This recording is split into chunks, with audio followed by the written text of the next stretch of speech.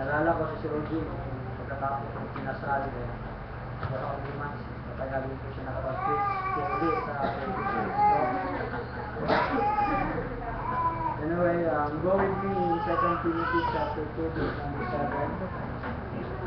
2 Timothy chapter 2 verse number 7. It is just yung mensahe po natin sa hapon po na ito ay practical lamang po. It's all about how important to have a spiritual understanding. Amen. And what can spiritual understanding, what can it do for us? Good. Good. So, 2 Timothy chapter 2 verse number 7, the Bible says, "Consider what I say, and the Lord give the understanding in all things." So, alam po natin na from Romans to Philemon, that is what Apostle Paul, yung sinasabi po na po rito. And go with me in Ephesians chapter 1 verse number 18. Ephesians chapter 1 verse number 18. The Bible says, "The eyes of your understanding being enlightened, that ye may know what is the hope of His calling, and what the riches of the glory of His inheritance in the saints." So wag po natin kalimutan po mga kapatid, that the moment we got saved, God gave us spiritual understanding. Hindi po natin maintindihan po yung mga bagay na para sa Panginoon kung hindi pa po tayo ligtas. So, ganito po importante na kailangan po sa isang mananampalataya na magkaroon po ng spiritual understanding.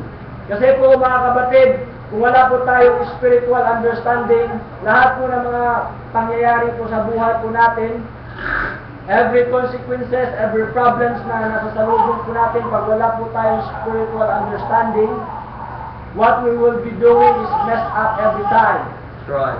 So, thank the Lord that when the moment we got saved, He enlightened our understanding. Amen. So there are things po na, ano po yung mga benefits po natin, ano po yung mga nakukuha po natin in the moment, in-enlighten po ng Holy Ghost po yung understanding po natin. Go with me in Psalm chapter number 47.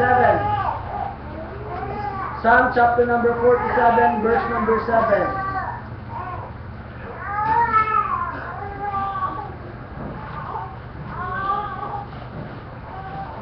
Ito po yung isa sa mga benefits po natin kung meron po tayong spiritual understanding. Psalm chapter number 47, verse number 7, the Bible says, "For God is the King of all the earth. Sing ye praises with understanding." Amen? Amen. If we have a spiritual understanding, those understanding that we have, it can help us sing. It can help us give praise to the Lord Jesus Christ. Amen? In Colossians chapter 3, verse number 16, sinabi po din ni Apostle Paul po doon, sabi niya doon, ako na naman po pupunta. Colossians chapter 3, verse number 16, sabi niya, "Let the word of Christ dwell in you richly in all wisdom, teaching and admonishing one another in psalms and hymns and spiritual songs, singing with grace in your hearts to the Lord." So mga kapatid, kung meron po tayo spiritual understanding, it can help us sing. Psalm chapter 49, verse number 3. Psalm chapter 49, verse number 3, the Bible says, "My mouth shall speak wisdom, and the meditation of my heart shall be of understanding." If we have a spiritual understanding po mga kapatid, ano po yung benefit po ng spiritual understanding po na yan para po sa atin? It can calms our heart. Sometimes po our heart troubled. Sometimes po our heart deceived us. But if we have just an understanding po sa spiritual things, sa mga bagay na para sa Panginoon, that understanding can help us calm our heart. Ano ba po? Psalm 119 verse number 34. Psalm 119 verse 34, the Bible says, "Give me understanding, and I shall keep thy law. Yea, I shall observe it with my whole heart. One thing po mga kapatid, if we have the spirit of understanding according to the Word of God, it has no contradict. Amen? It has no doubts. It's settled po. Because why? Because our understanding is based on the Scripture. It is not based on any books. It is not based on any wisdom of man, but it is based from the Holy Ghost of God, and it's based from the Holy Book, the King James Bible. Amen. Psalm 119, verse number 73, the Bible says, Thy hands have made me and fashioned me.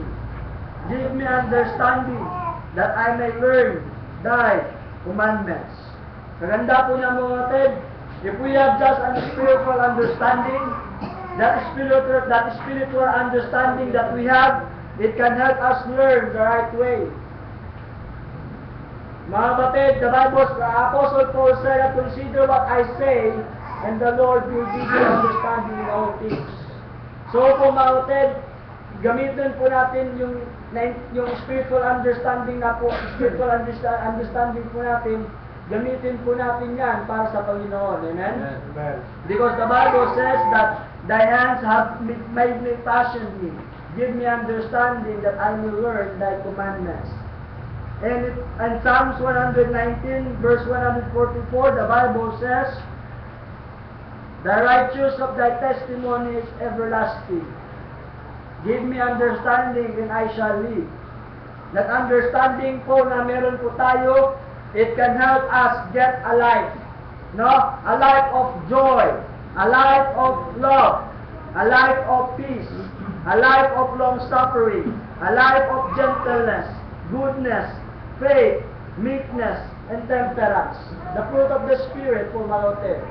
No? Let be maging sensitive po tayo sa working po ng Holy Ghost po sa buhay po natin, because if our understanding is narrow, walang mangyayari. But if understanding is wide about the things of God, madali lang po natin i-discern. It sometimes happen in our lives what to do. Kasi may understanding ka eh. Kaya pag wala kang understanding, mahirap, hindi natin mabalance at hindi natin masettle yung mga bagay na nangyari po sa buhay po natin. Proverbs chapter 8. Proverbs chapter 8.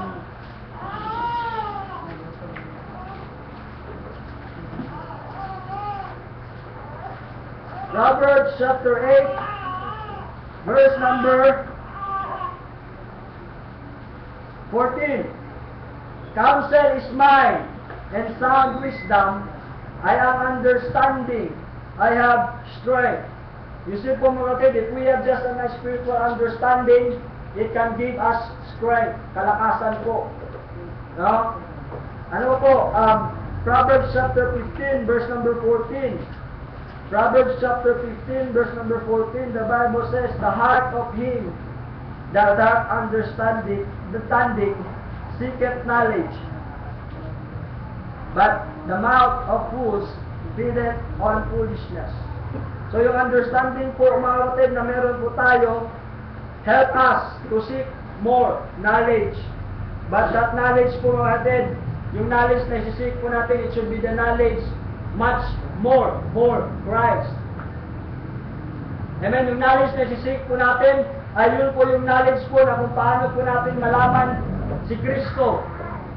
Marami po tayong doktrina na alam, pero hindi po natin alam si Kristo. Yan po yung problema ngayon sa atin. Alam natin yung rightly divide, alam po natin po yung doctrine of redemption, inspiration, but hindi po natin alam kung sino ba talaga si Kristo. There's nothing wrong in doctrine, but the Apostle Paul said that I may know Him, and in the power of His resurrection. Proverbs chapter 19, verse 25, the Bible says, Smite its corner, and the simple will be beware, and reprove one that hath understanding, and then he will understand knowledge. If we have understanding, it is so easy for us to give reproof.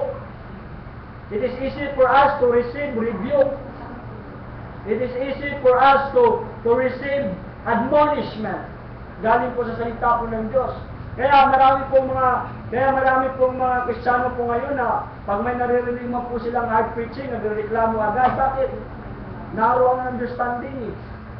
If we have just, pag wide naman po yung understanding po natin, kahit anong preaching po sa pulpit na ito, you are ready to receive it. Kasi yung understanding mo, pambira, para sa akin yun. Pero pag may nag-preach po dito, tapos sa tingin mo, pinatamaan ka, nag-react ka agad, oops, check yung understanding mo, baka hindi pa wide. Baka babes in understanding ka pa or children, kailangan mo i-check. The Bible says that if we have understanding, it's as easy for us to receive reproof. In Proverbs chapter 19, verse number 25. Proverbs chapter 20, verse number 5, the Bible says, counsel in the heart of man is like deep water, but a man of understanding will draw it out. No? That understanding na meron po tayo po, mga kapatid, it will help us to seek a good ground. No? So, wala po akong experience po sa farming, but those yung mga farmers po, alam po nila kung saan po ang tamang lugar na magtanim. Amen. Mahirap po magtanim ng palay sa mabatong lugar, kailangan dun sa malambot. Right? If we have understanding po mga kapatid, it's so easy for us to seek those good ground. Ano po yung ground po na yun? Ground in the Word of God. Ano ka po? Proverbs chapter 14, verse number 29.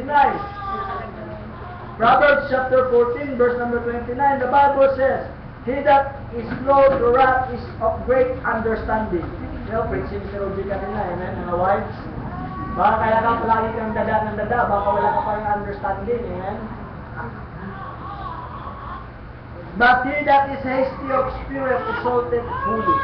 Sabi ko ng Word of God sa verse number, chapter 14, verse number 29, he that is slow to wrath is of great understanding. Yung understanding pala na meron tayo, it can control our wrath. Yung galit po natin. No? Kaya po, illustration lang po yung asawa ko pag umaga, parang panin siya, parang si Mano. Yung parang sabi na morning sickness daw ng mga buntis ba, yung parang umiiyak na wala naman siya. Minsan hindi ko pigilan, pambira, ang ingay mo, marami pa natutulog. But on the other hand, naisip ko lang, pambira, buntis pala to, so I need to understand her. So kaya po mga kapatid, pag meron po tayo understanding, kaya po i-control po ng understanding po yung galit po natin. Amen. Kaya yun po yung kagandahan po ng Holy Ghost. Lalo na pag galit na galit ka na, tapos gusto mo na manapa. Sabi ng Holy Ghost sa'yo, oy, the old man is dead. Yan po yung kagandahan po niyan mo. It can control our understanding. Proverbs chapter 25, verse number 28. The Bible says, he that hath no rule over his own spirit is like a city that is broken down and without walls. Diyan po natin makikita po mga kapatid kung gaano po ka-importante ang magkaroon po ng understanding. That's right. Kasi pag wala kang understanding, sabi ng Word of God, he that hath no rule over his own spirit is like a city that is broken down. Alam niyo po yung nakakita po ako ng building na sinira po nila sa pamamagitan ng paggamit ng dinamita. Yun yung tinatawag nila na underground na pagsira. No? Pasasabugin po nila yung dinamita na yun sa ilalim po ng building, tapos yung building na yun, pag nasira na po yung foundation sa ilalim, ang bagsak po ng building na yun ay pababa. Tapos nakita mo yung mga semento. Ganun ka pag wala kang understanding. That's right. No? So mahirap po. Pero kaya po mga kapatid, sa panahon po natin ngayon, today is a day of little to no understanding. In Romans chapter 1 verse number 31, Romans chapter 1 verse 31, the Bible says without understanding. In Ephesians chapter 4 verse number 18, having the understanding darkened. No? So ang encouragement ko lang po mga kapatid sa hapon po na ito is go in the way of That's understanding. right. That's right. Yes. No? Go in the way of understanding. Kaya po mga kapatid, ngayon ko lang sa iniisip ko na ang hirap pala pag hindi tayo same mind po sa local church po nito. Pag yung spiritual understanding natin hindi katugma sa bawat isa. So ganun po ka-importante mga kapatid kung meron po tayong spiritual understanding.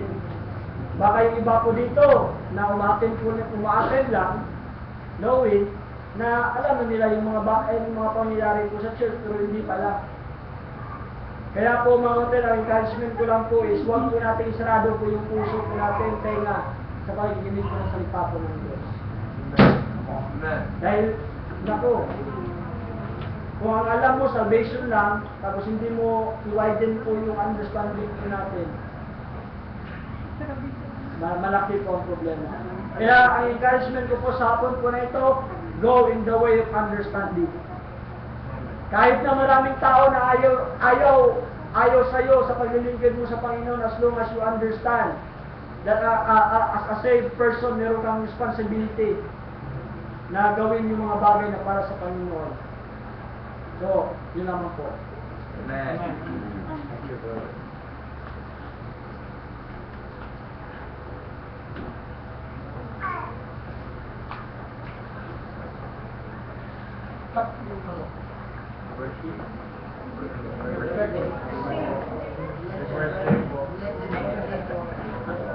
Magandang hapon po sa ating pong lahat.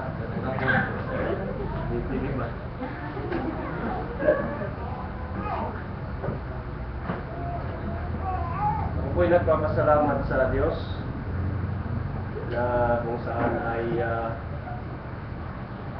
binigyan ko na ako muli ng opportunity na madagdagan yung aking edad. Amen. And I'm very thankful na kung saan ay meron din po akong local church, meron po akong overseer po na ginagamit siya ng Panginoon as isa kay challenge sa aking buhay, sa ating pong pamilya, na kung saan ay may kasabihan nga na kung ikaw ay madikit sa spiritual na tao, ang iyong buhay ay magiging spiritual. Salamat po sa Panginoon sapagkat every time na kung saan ay nagkakaroon po ng gatherings po ang mga men ay wala pong buti na lang hindi po tayo magaling na mambola. Wala without hypocrisy and hindi tayo magaling na politician. Sapagkat salita po ng Diyos ang kadamihan po na napag-uusapan. So open the Bible in Titus chapter number 2. Pag-usapan po natin yung kung kabutihan na ginawa ng Panginoon po sa ating buhay. Minsan napakadaming mga tao na kung saan ay hindi na po na-appreciate kung ano ba, kung gaano ba talaga yung paghihirap na ginawa ng Panginoong Hesus para po sa kaligtasan po ng bawat isa. Akala lang ng kadamihan, binigay niya yung buhay niya. Kaya ang isip ng tao, na kung saan ganun lang ba, sa pananampalataya lang ba ang kaligtasan? Let's check our Bible. Titus chapter number 2. Kahapon po habang kami po ay nag-uusap doon sa tahanan po ni Ray, na siya po yung namin pong kausap. Kaya dyan po siya ng meeting kahapon. Wala akong pakialam sa kanilang pinag-uusapan. Pansin nila yung akin pong mukha.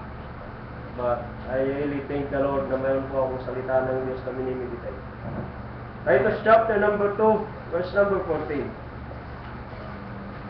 Sabi po ng Biblia, who gave Himself for us.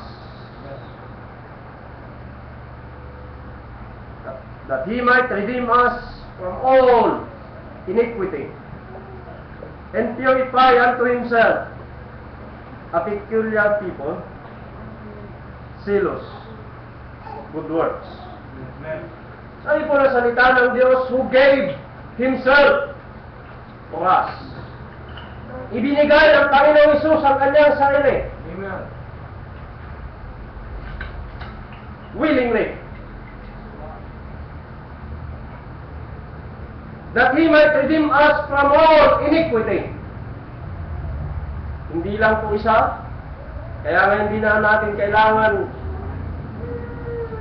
aminin na tayo makasalanan. Sabi ng salita ng Panginoon, He redeem us from all iniquity. Amen. Willingly na tayo po ay tapusin sa lahat ng ating mga kasalanan. Ito po yung nag-talk sa akin pong atensyon. Who gave Himself for us. Binigay niya yung kanyang buhay.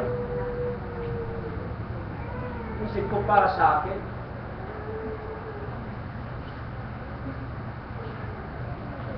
Romans chapter 4.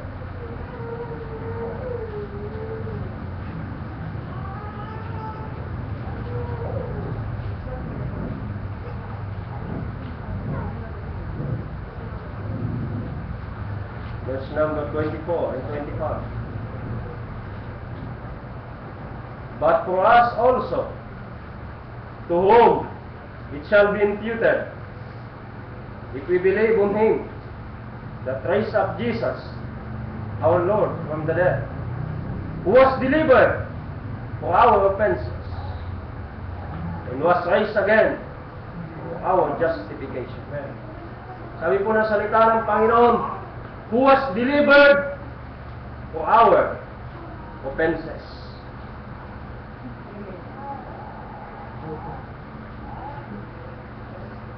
Para po sa ating lahat ang ginawa ng Panginoong Hesus, Isaiah chapter 53.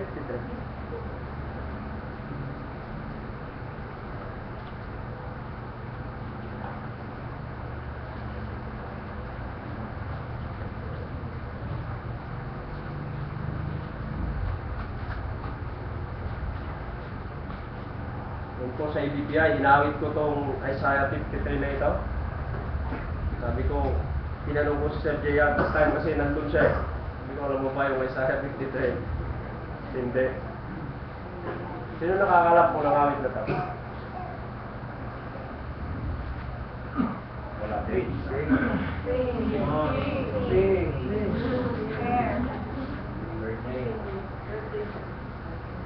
Isang halaman ang tumubo sa gitna ng damuhan, walang pangakit upang siya ay lapitan. Hinamak ng tao at siya ay tinakwil, nagdanas ng sakit at hirap. At sa kanya'y walang nagtapon ng sulya. Siya'y minura, nilait at nilibag, nagtiis ng hirap. Tayo sana ang nagbata, gayon din ang tiro. Tayo sanang lumasa. Siya ay si Jesus, na anak ng Diyos, nabubog dahil sa'yo at sa akin.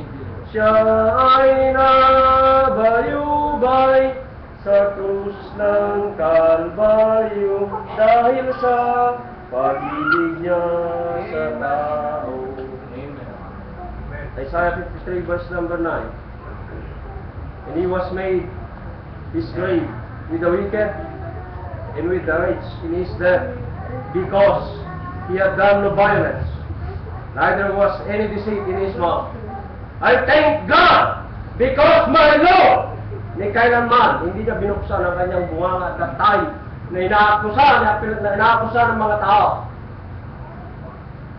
He did it willingly. Mayroon siyang karapatan na mag-justify ng kanyang sarili. But do it willingly. Sabi po na salita ng Panginoon niya, please the Lord to bruise him. He hath put him to grave. When thou shalt make his soul an offering for sin, he shall see his seed, he shall prolong his days, and the pleasure of the Lord shall prosper in his hand. Salamat na lang sa ating Panginoon. He did it willingly. Ibinigay ng Panginoon ang kanyang buhay. Inalay niya na hindi siya napilitan. Nakakalungkot sa ating pong panahon. Ang Kristiyano ngayon, kailangan mo ng bayaran para umattend ng simbahan. Kapag perang pinag-uusapan,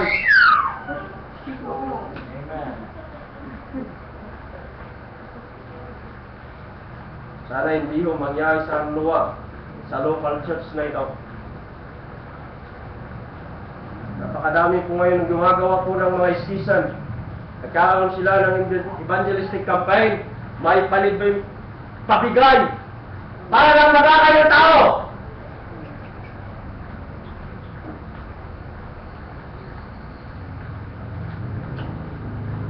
Pero ang Panginoon, binigay niya yung buhay niya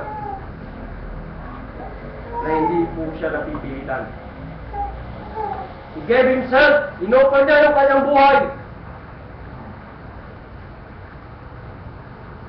Para po ang kaligtasan po natin ay maging ganap na kompleto. Sabi po ng Biblia, who gave himself for us. Kusa niyang ibinigay ang kanyang sarili. Di voluntary. Buti na lang, hindi ang hell ang nagligtas sa akin. Buti na lang, hindi isa sa mga lingkod ng Panginoon, kundi ang aking Panginoong Isus mismo ang gumawa dito sa lupa upang ako iligtas. Dahil, di ba, nag-ask yung mayaman kay Abraham, sabi niya, pwede buwang abalikin si Moises o kaya isa sa mga propeta. Buti na lang, Panginoong Isus ang bumaba dito sa lupa upang tayo po iligtas.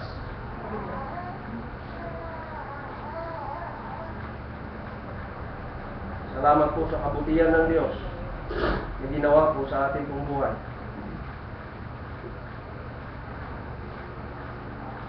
Second Corinthians chapter 5 verse number 21.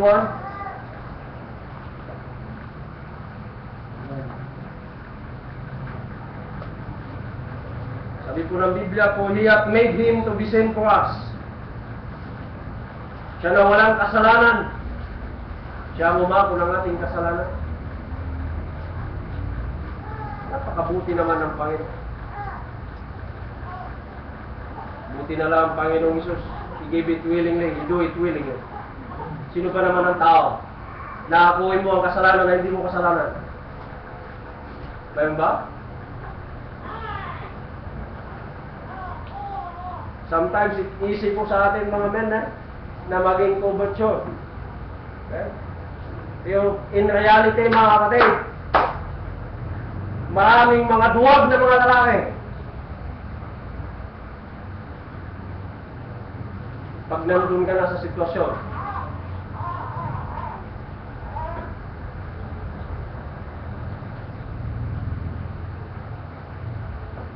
buti na lang Panginoong Isus, hinako niya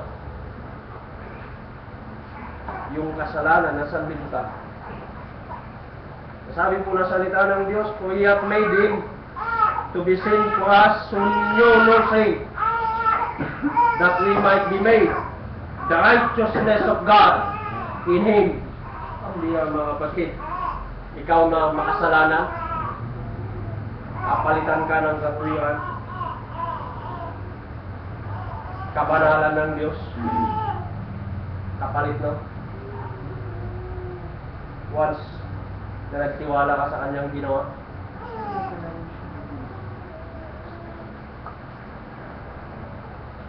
First Peter chapter number 2.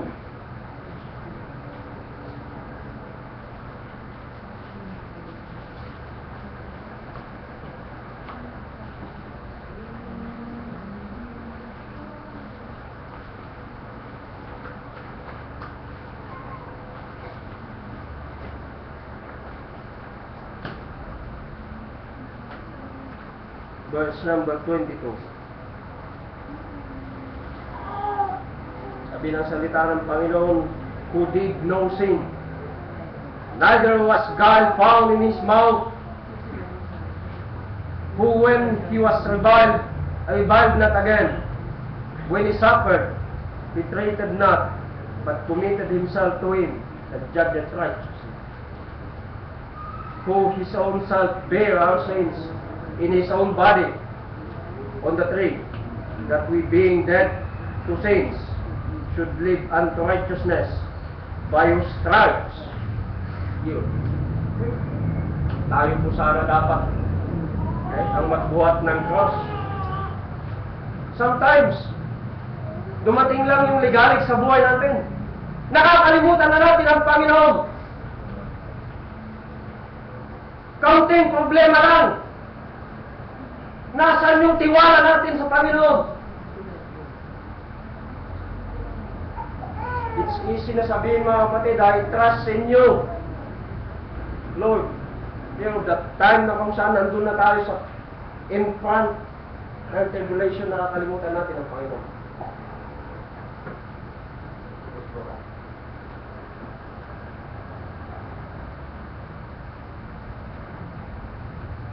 Alam niyo, mga kapatid, napakalit lang ang problema sa mundo ito. Nasolba na yung pinakamalaking problema sa ating lahat. Solve na yun! Alam niyo yung pinakamalaking problema, mga kapatid, yung pasan mo pa rin ang bigating kasalanan sa buhay mo.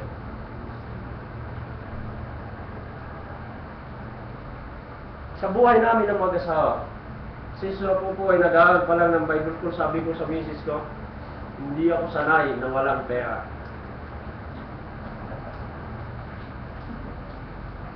Totoo po, hindi ako sanay na walang pera.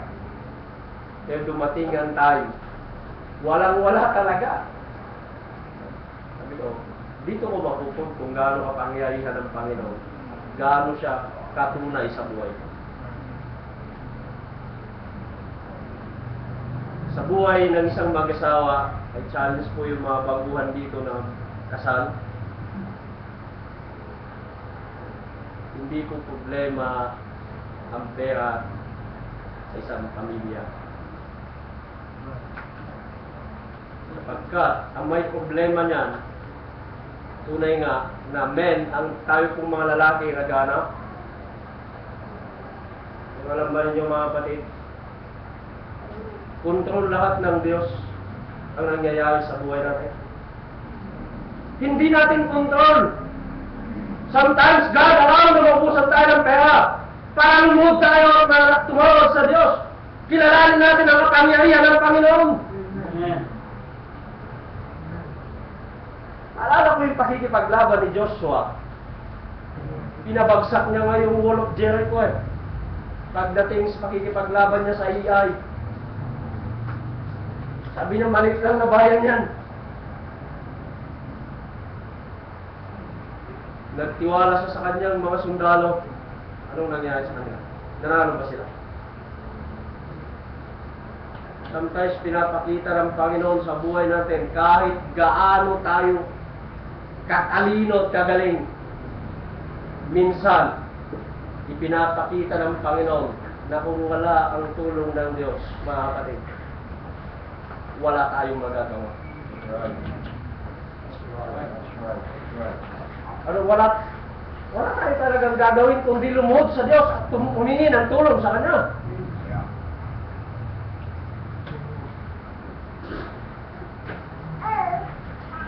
Sa Salamat na lang sa Panginoon sapagkat tinulungan kami na mag-asawa. Sabi ko sa misis ko, di baling wala akong ipon, maubos yung ipon ko. Still na masaya ako na naglilingkod sa Diyos sapagkat nakikita ko ang kapangyarihan ng Panginoon na hindi siya nagkukulang sa ating Panginoon. Right.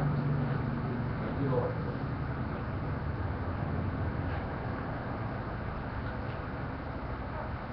Salamat na lang sa Panginoon sapagkat ang Diyos, binigay niya ang kanyang buhay willingly. Sabi ng Biblia, who did no sin, neither was guile found in his mouth. Maraming mga Kristiyano na ngayon sa panahon po natin, kaunting hirap lang. Tanungin nila ang Diyos, Panginoon, nasaan ang tulong mo sa amin? Akala ko, ganito ang buhay ng isang Kristiyano. Nagmumumul na tayo sa Panginoon.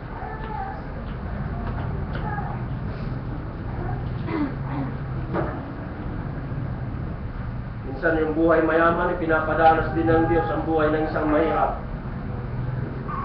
Bakit?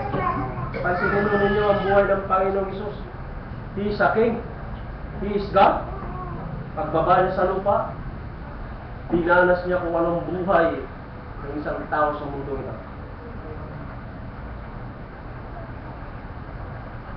Kaya ina-appreciate po natin mga kapatid kung gaano yung kabutihan ng Diyos sa atin. Ngayon pa lang, may katotohanan na ang bawat isa sa atin mga kapatid na ang buhay sa mundo ito, ang suffering nito, is not to be compared sa inanda ng Diyos.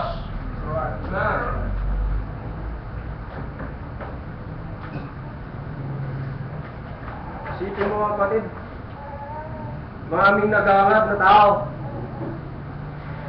na yumaman ako, hindi ko inangad yumaman. Napakahirap kaya. Iniisip ko mga kapatid, ang buhay ng Panginoon Jesus nung siya nandito sa lupa, tayo dito sa mundo ito, kung wala lang tayo muna, nagre-reklamo tayo. Isipin natin ang buhay ng Panginoon Jesus. May ulan ba siya nung siya nandito sa lupa? Nag-ulan ba siya ng malambot? Natulog ba siya ng kutsyon? Higa. Minsan mahiga lang tayo sa saig, nagre-reklamo tayo. Minsan ipinapadanas yan ng Panginoon. Yung diyan may kukumpara sa inanda ng Diyos. Amen. That's right. Na naghihintay sa atin sa mundo. Sabi na salita ng Diyos is, who his own self bear our sins in his own body. Hindi siya nagreklamo. Pwede siyang magreklamo kung hindi ko kasalanan ito. Hindi dapat ako mag-iyaw dito eh.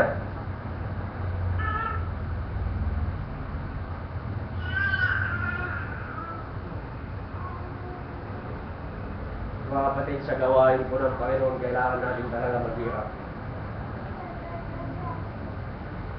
Kailangan natin talagang danasin natin ang bagay na ito.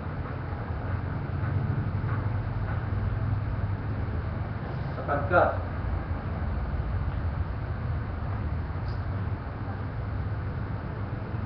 lahat naman ng aspeto mga kapatid, kapag hindi ka naghirap, paano ka magiging masaya? Paano ka magkakaroon ng kagalakan sa buhay mo na naglilingkod sa Diyos? Without the suffering.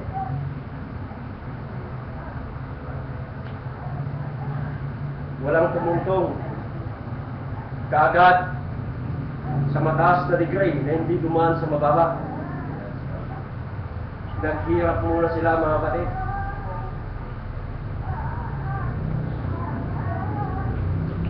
Nakakalungkot lang po ngayon mga kapatid sa madaming mga pastor nagdaling napakatapang nilang sumigaw na.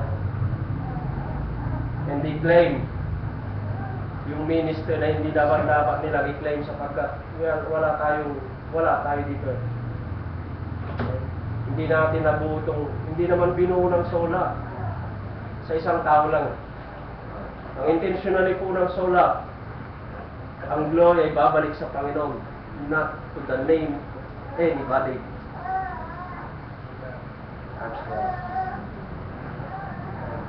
Ang preeminence wala sa tao. Hindi natin pwedeng sabihin dahil nagtulong-tulong kami. Wala!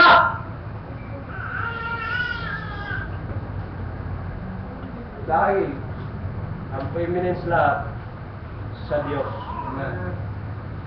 Kaya nga, pagdating sa gawain ng Panginoon, I do believe, mga kapatid, yung pong nagmumove po ang banal na espiritu po sa buhay ng bawat isa.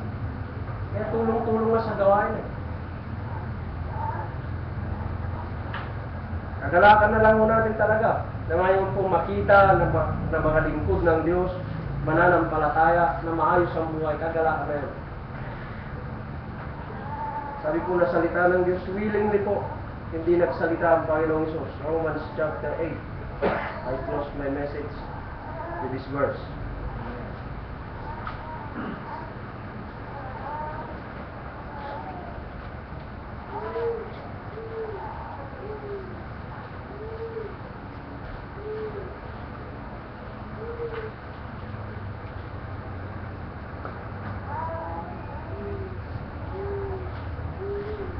Sabi po ng salita ng Panginoon, verse number 32, He that spared not His own Son, but delivered Him up for us all, how shall He not with Him also freely given us all things?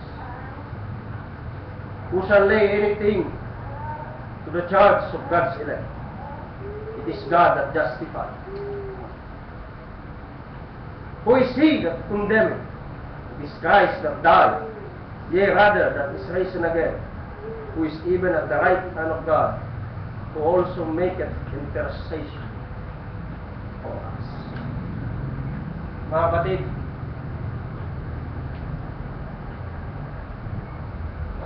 sa paghihirap na dinadanas ng bawat isa, sa suffering na dinadanas ng bawat isa, God, the Lord Jesus Christ is encouraging us na hindi natin nakikita in heaven. Sabi po ng salita ng Diyos, He maketh intercession for us.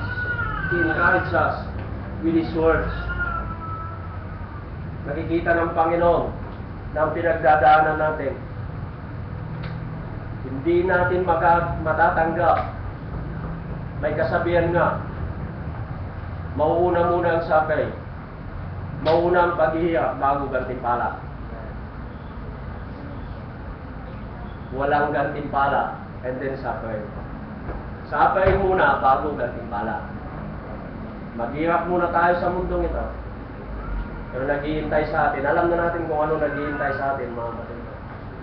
Salamat na lang sa salita po ng Panginoon na kung saan ito'y nag-ibibigay po sa atin ng encouragement na magpatuloy sa gawain po ng Diyos.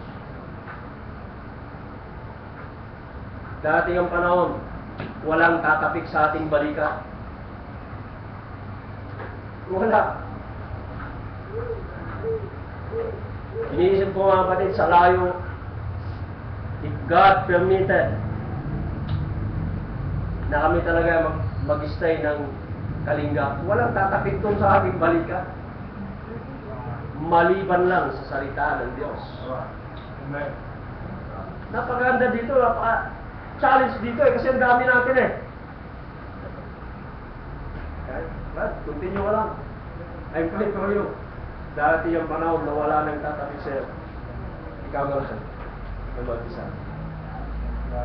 Ang tanong, susulong o uulong tayo? Isipin natin mga kapatid, ang Diyos, He faithfully finish yung ministry na binigay ng kanyang ama. Sabi ni Apostle Paul, I fought a good fight. I finish my course. I have kept the faith.